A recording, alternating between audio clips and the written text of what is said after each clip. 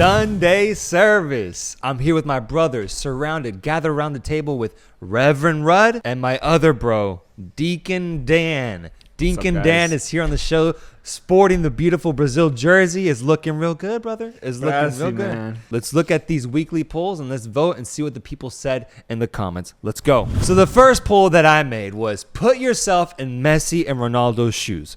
Which career path would you have rather chosen? When you think about Messi going to Inter Miami, going to the States, and Ronaldo deciding to go all the way over to Saudi Arabia, which one would you have rather chosen? For me, it's pretty easy, bro. This is pretty easy. I'm going to the city that never sleeps. That's where I'm going. I'm going to Miami, City, the baby. city of luxury, the city of beaches, the city of the Miami Heat. I'm there, bro. I'm there. Whereas for Ronaldo going to Saudi Arabia, I am interested just how bougie it really is. I wonder. Yeah. I wonder what they have a lot of money, but what's it getting spent on? I don't even know like a city in Saudi Arabia, you know? I don't. But I bet it's really nice. But you can make a bigger impact on football with Inter Miami. You think so? I think so. I think that we have so many star-studded casts over here already. Yeah. So many are like coming superstars. You can't do the same in Al Nassr. Yeah. I think. Okay, so we're agreeing here. We're gonna vote signing for Inter Miami. Let's submit our vote. Okay, good. I was a little worried, bro, because if you saw last week's video, bro, a lot of the polls ended up going the opposite way of my vote. I'm happy with 78-22. Let's look at the comments. Top comment, DM100 says, Messi received offers from both leagues and went to MLS. Can't see why I would choose differently. That's a good point. And the deal they gave Messi, they're giving him like a percentage of the MLS team, like once he retires, which is like, compared to $1 billion, like I feel like you'll get your money's worth at the end of the day. You know? That's true, man. So, like at the end of the day, I just think it's such a good deal culturally, like impact wise, and then like as well as like the play style that you get to have, because Messi's having legitimate fun out there, bro. Messi will be able to actually have a normal life and do normal things, something he's never had since maybe he was a little kid. And I think that alone is worth everything. Such a wholesome Holy comment. shit. Yeah, thank you, for Mikey. real. Nico says, as an Argentinian, we couldn't live in Saudi. Our type of personality and the way we behave makes it impossible. We would be unhappy from the first to the last day. Messi went to Miami because living there is like living in a first world little version of Latino America. Interesting. Which I made that point when we first reacted to him getting signed there. I was like, low key, Miami's like an American Argentina. Like, not 100%, but it's close, bro. There's so much culture in it, so much foreign culture in it that I feel like, it's a good place for Messi. I think he'll thrive. But why do you think he says Argentinians couldn't live in Saudi Arabia? He didn't really describe that one, bro.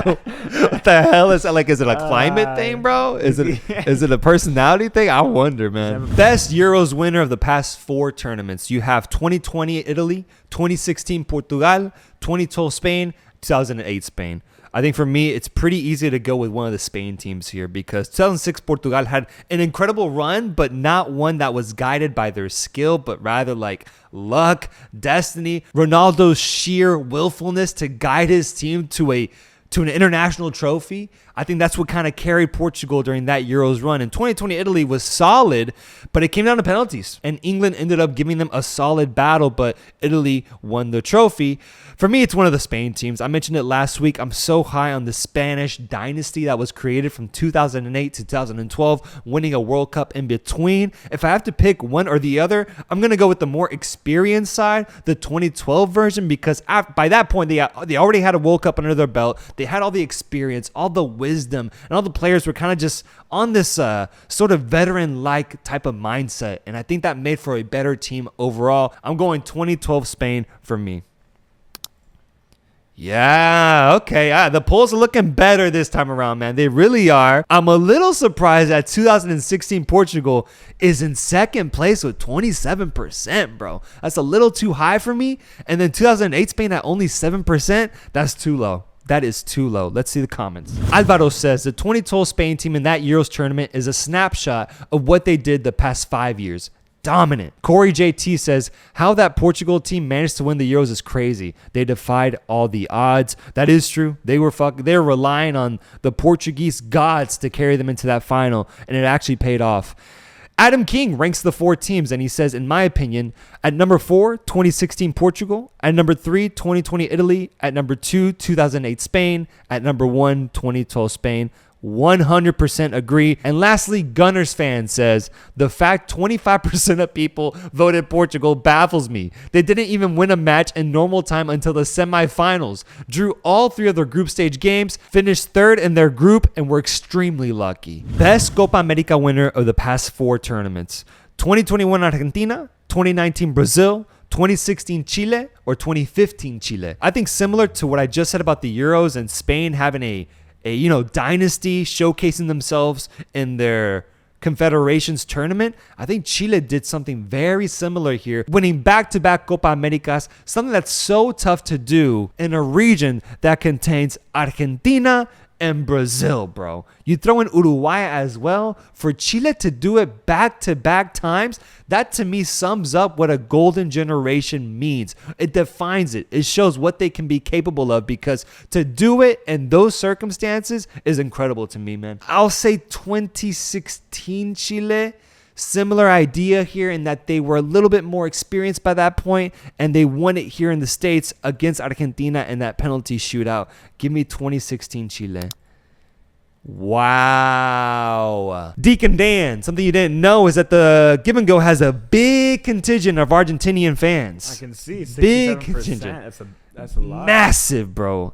The thing is, I can see the argument. I really can. Argentina is one of the best international teams of the past century for sure. But are they the best Copa America winner of the past 4 tournaments? Well, then they won the World Cup after the following year, right? They did. Maybe they that did. has to do with some of the opinions here. Maybe I'm missing it, you know? Maybe I'm missing it. Maybe I'm missing it. I want to give credit to those Chile teams because they were so magical. Yeah, back-to-back's insane. I guess if you do put them up against Argentina, who wins?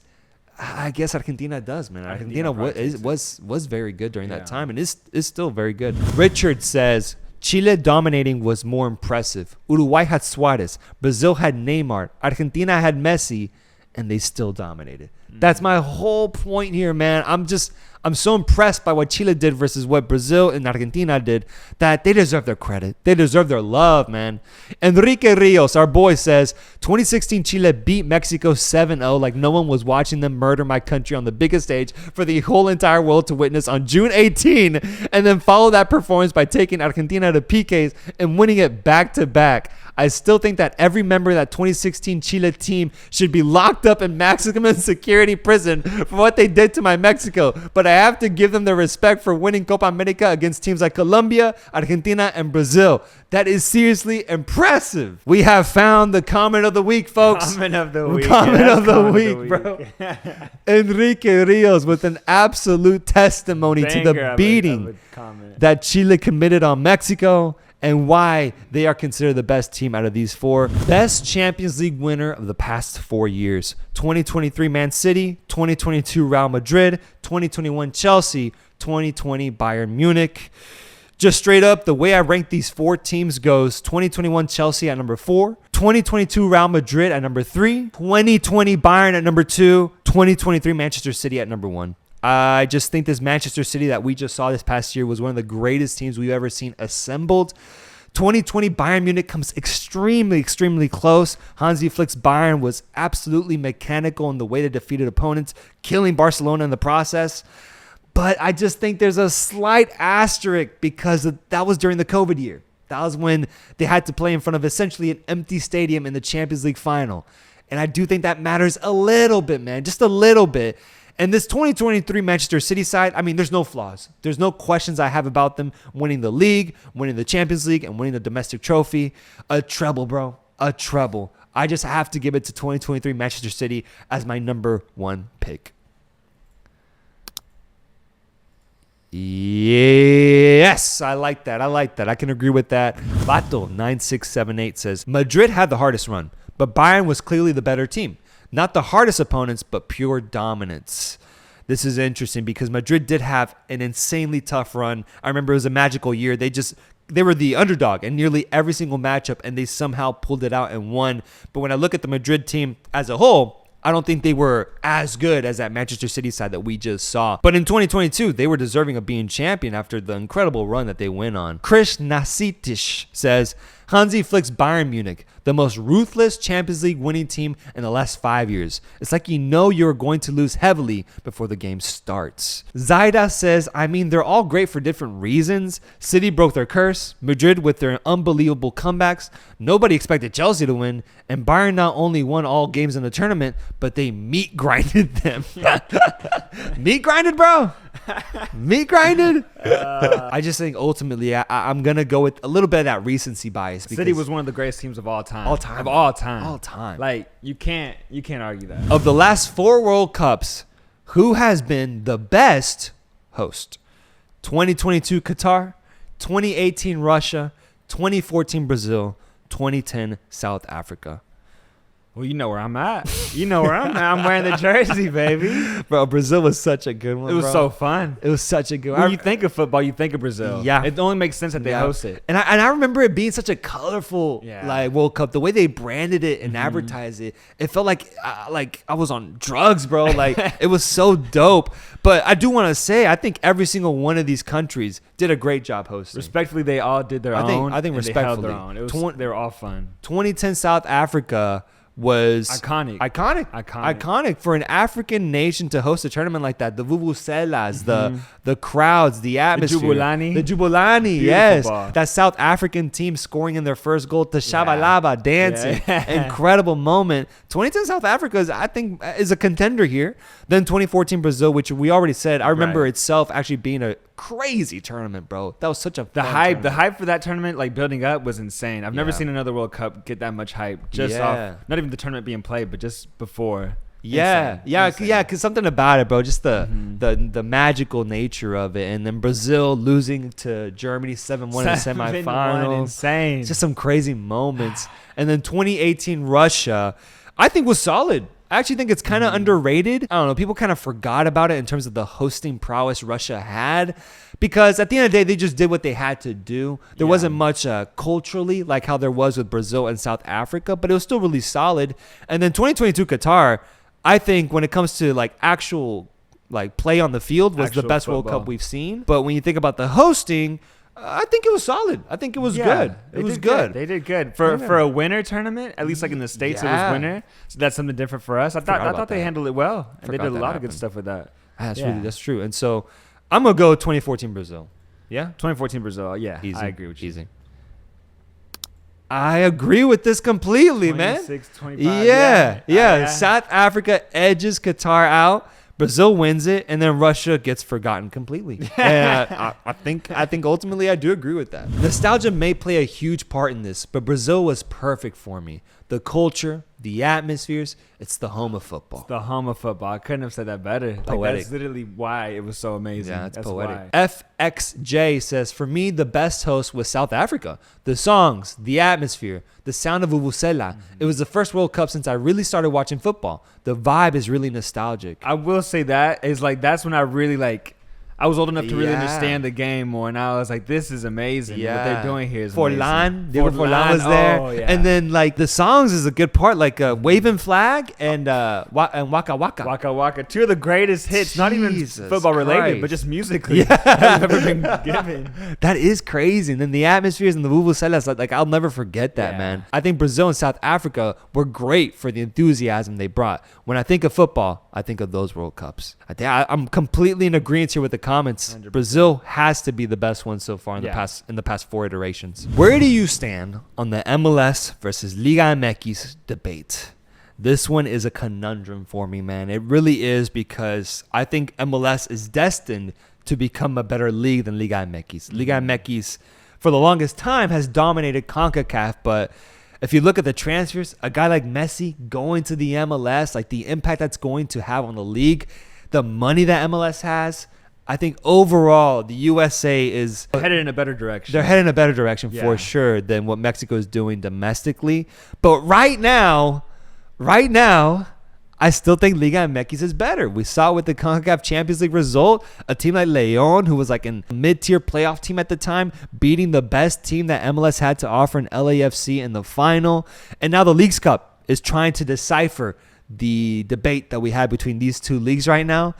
I'm going to go Liga MX. Two different cultures. I will say I think Liga MX has been around for a longer time as far as like higher caliber football when compared to MLS. I think for that reason alone, they'll be ahead of that MLS for a little while. But transfers like Messi, transfers like Ricky Puig, I think all those are just going to make MLS a lot better in the future. Give it 5 years and it'll pass Liga MX. So then who do we go MLS here? Liga MX, because that's what I grew up on. That's what I grew up on. Let's do Liga MX. Liga MX. Let's go. Oh. Okay. Yeah, that I agree with that though. I agree with that. I do agree with that. I agree. I think the MLS is just on a crazy rise right now. And the Phenom says Leon proved Liga MX is better when they beat LAFC both home and away and booked a ticket to the Club World Cup. That's kind of what I'm saying, bro. Vic says, well, considering only one MLS club has won the CONCACAF Champions League in the last 2 decades, it's pretty fair to say Liga MX. And that's the conundrum, bro, is that the history favors Liga MX, but the future is probably going to favor MLS. Give it 5 years. Give it 5 years, bro. Slim, not so shady, says Messi fans are the only reason why the MLS has more votes. Interesting take. Yeah, it could be true for right now. That. Yeah, it could be true. We do have Argentines in here. And then lastly, ZWE back says, even though Liga MX has gotten worse, it's still beyond clear of MLS. So the debate continues. People still go back and forth. Which is why I love this tournament, though, because it helps us decide things like this. That's what I'm saying, bro. Pick a side. That's what I'm saying. It makes it fun. Yeah, if Liga MX wins it, then, bro, MLS fans are going to have to take a seat back for another good year, bro. Jack Grealish versus Bukayo Saka. Jack Grealish, the pivotal winger for Manchester City, helping guide them to their treble victory this past season, partying like no other after lifting those trophies, shirtless in nearly every single city in England, celebrating like a madman, but showing that he's a man of the people. On the other side, Bukayo Saka had himself one of the best seasons we've seen in the Premier League from a winger. Double-double, I believe, in assists and goals. If you look at the numbers say Bukayo Saka, but if you look at the impact, I think there's a genuine argument for Jack Grealish and what he was able to do for Manchester City this past year. I'm going to go Jack because his decision-making, his play this past season led to trophies, led to silverware. And I'm going to give him the edge over Saka for that right now. If Jack Grealish was in that same role as Saka at Arsenal, I think he does a very similar thing too, because when he was at Aston Villa, he was putting up crazy numbers too. So I think for now, I'm going to give it to Jack, but Saka is so goddamn close. And the one thing I know for sure is that England is in good hands. England has incredible wingers for the next 10 years. Tremendous because talent. This is insane talent, bro. Insane. Wow. Okay. No, I want to duke it out in the comments. Let me see what people are saying in the comments here. Fruit says, individually Saka, collectively Grealish. By that I mean Grealish plays a pivotal role to the Man City structure. In my opinion, even more so than Saka to Arsenal. 100% agree, my friend. 100%. George the Monkey says, as of right now, Grealish. Saka in a couple more years, maybe 4 to 6, will be at his highest prime, which will be higher than Grealish at the moment. Grealish has maybe 2 more years of improvement before he reaches a ceiling, in my opinion. Moscoli says, anyone who knows ball should know Saka is way better than Grealish. 23 responses to that. Let me see some of these comments because I don't know if I agree with that. Why is Grealish winning all the trophies then? That's what I'm saying, bro. That's what I'm saying. I think this is a good argument for Grealish. I don't know if we need to get carried away like that. And that's Sunday service, folks. Let's vote. What was the best comment of the week? I think it's got to be Enrique Rios with this fucking... He put creativity into that comment. He took his time with that one. Yeah, therapy-like session for him in the comments. We got to give it to our boy Enrique Rios, the winner of the comment of the week this time around. We will see you guys next week for Sunday service once again, recapping the polls on the Give and Go's YouTube channel. Make sure to comment, like, and subscribe, and we'll see you guys soon. Peace.